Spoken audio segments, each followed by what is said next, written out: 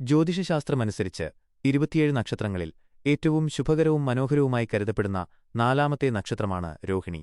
ചന്ദ്രന്റെ ഏറ്റവും പ്രിയപ്പെട്ട പത്നിയായാണ് പുരാണങ്ങളിൽ രോഹിണിയെ ചിത്രീകരിക്കുന്നത്. രോഹിണി നക്ഷത്രത്തെക്കുറിച്ചുള്ള വിശദമായ വിവരങ്ങൾ താഴെ നൽകുന്നു. 1. അടിസ്ഥാന വിവരങ്ങൾ. രാശി: ഇടവം, ടോറസ്. നക്ഷത്രനാഥൻ: പ്ലാനറ്റ് ചന്ദ്രൻ. രാശിനാഥൻ: ശുക്രൻ. ഗണം: മനുഷ്യഗണം. യോനി: സർപ്പം, സ്ത്രീ. ഭൂതം: പൃഥ്വി, ഭൂമി. മൃഗം: കാള, പക്ഷി, പുള്ളുപക്ഷി. വൃക്ഷം: ഞാവൽ. 2. സ്വഭാവസവിശേഷതകൾ. രോഹിണി നക്ഷത്രത്തിൽ ജനിച്ചവർ പൊതുവെ ആകർഷകമായ വ്യക്തിത്വത്തിന് ഉടമകളായിരിക്കും. സൗന്ദര്യം: ഇവർക്ക് പ്രസന്നമായ മുഖവും ആകർഷകമായ കണ്ണുകളുമുണ്ടാകും. മൃദുഭാഷികൾ: സംസാരത്തിൽ മാന്യത പുലർത്തുന്നവരും മറ്റുള്ളവരെ ആകർഷിക്കാൻ കഴിവുള്ളവരുമായിരിക്കും. സ്ഥിരത: എടുത്തുചാട്ടം കുറവായിരിക്കും. ചിന്തിച്ചു മാത്രം തീരുമാനങ്ങൾ എടുക്കുന്നവരാണ്.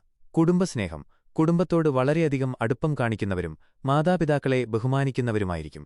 കലാവാസന: ശുക്രന്റെ സ്വാധീനമുള്ളതിനാൽ കല, സംഗീതം, സാഹിത്യം എന്നിവയിൽ താൽപര്യം കൂടുതലായിരിക്കും.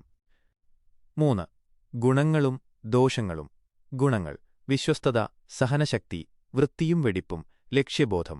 ദോഷങ്ങൾ: ചെറിയ കാര്യങ്ങളിൽ പോലും പെട്ടെന്ന് മനസ്സ് വിഷമിക്കുക, സെൻസിറ്റീവ്, അമിതമായ ആഡംബരമോഹം, ചിലപ്പോൾ പ്രകടമാക്കുന്ന വാശി. 4. കരിയർ, തൊഴിൽ. ചന്ദ്രന്റെയും ശുക്രന്റെയും സ്വാധീനമുള്ളതിനാൽ താഴെ പറയുന്ന മേഖലകളിൽ ഇവർ തിളങ്ങാറുണ്ട്. കല, ഫാഷൻ ഡിസൈനിംഗ്, അഭിനയം, കൃഷി, ഡയറി ഫാം, ഭക്ഷ്യ ഉൽപ്പന്നങ്ങൾ, banking, finance, hospitality, hotel, tourism. 5. ആരോഗ്യവശം. രോഹിണി നക്ഷത്രക്കാർക്ക് വായുസംബന്ധമായ അസുഖങ്ങൾ, തൊണ്ടവേദന, പ്രമേഹം എന്നിവ വരാൻ സാധ്യതയുണ്ട്. കൃത്യമായ ഭക്ഷണക്രമം പാലിക്കുന്നത് ഇവർക്ക് നല്ലതാണ്. 6. ദോഷപരിഹാരങ്ങൾ. രോഹിണി നക്ഷത്രക്കാർക്ക് ചന്ദ്രദശയിലാണ് ജനനം. ചന്ദ്രന്റെ ദോഷങ്ങൾ മാറുന്നതിനും ഐശ്വര്യത്തിനുമായി താഴെ പറയുന്നവ ചെയ്യാവുന്നതാണ്. തിങ്കളാഴ്ച വ്രതമനുഷ്ഠിക്കുക. ശിവക്ഷേത്ര ദർശനം നടത്തി ജലധാരയോ ഇളനീർ അഭിഷേകമോ നടത്തുക. ദേവീഭജനം, ലളിതാ സഹസ്രനാമം ജപിക്കുന്നത് ഉത്തമം. നക്ഷത്രവൃക്ഷമായ ഞാവൽ നട്ടുപിടിപ്പിക്കുകയും പരിപാലിക്കുകയും ചെയ്യുക.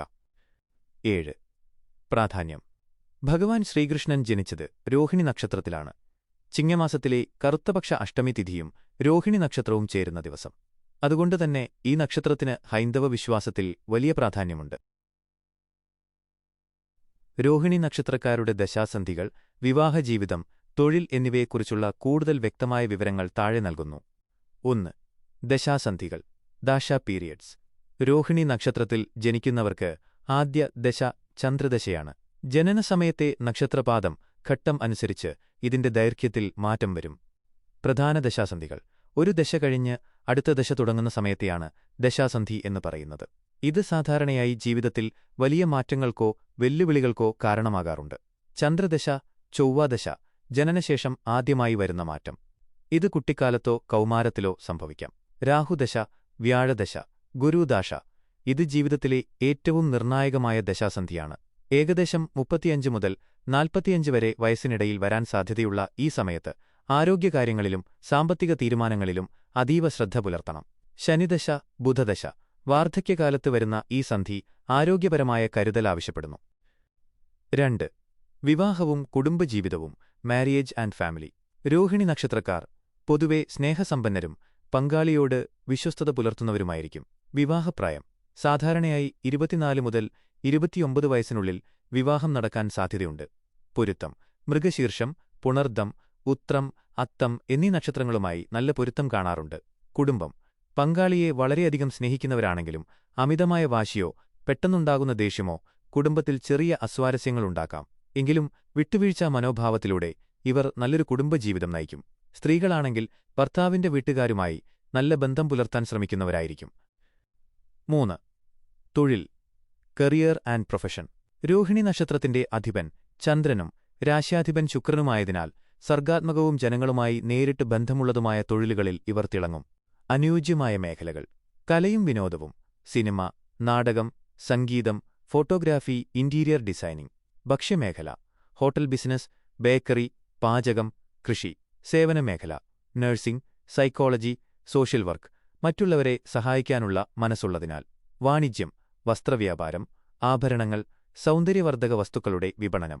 പ്രത്യേകത. ഇവർക്ക് സ്വന്തമായി ബിസിനസ് നടത്തുന്നതിനേക്കാൾ കൃത്യമായ പ്ലാനിംഗോടുകൂടി ഒരു സ്ഥാപനത്തിന്റെ ഉയർന്ന സ്ഥാനങ്ങളിൽ ജോലി ചെയ്യുന്നതാണ് കൂടുതൽ ഗുണകരം. 28 വയസ്സിന് ശേഷം തൊഴിൽ മേഖലയിൽ വലിയ പുരോഗതിയുണ്ടാകാൻ സാധ്യതയുണ്ട്. ശ്രദ്ധിക്കേണ്ട കാര്യങ്ങൾ: 1. സ്ഥിരത.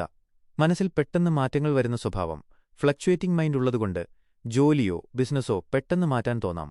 ഇത് നിയന്ത്രിക്കുന്നത് ഗുണകരമാകും. 2. സാമ്പത്തികം. പണം സമ്പാദിക്കാൻ മിടുക്കരാണെങ്കിലും ആഡംബരങ്ങൾക്കായി പണം ചിലവാക്കുന്നതിൽ നിയന്ത്രണം വേണം.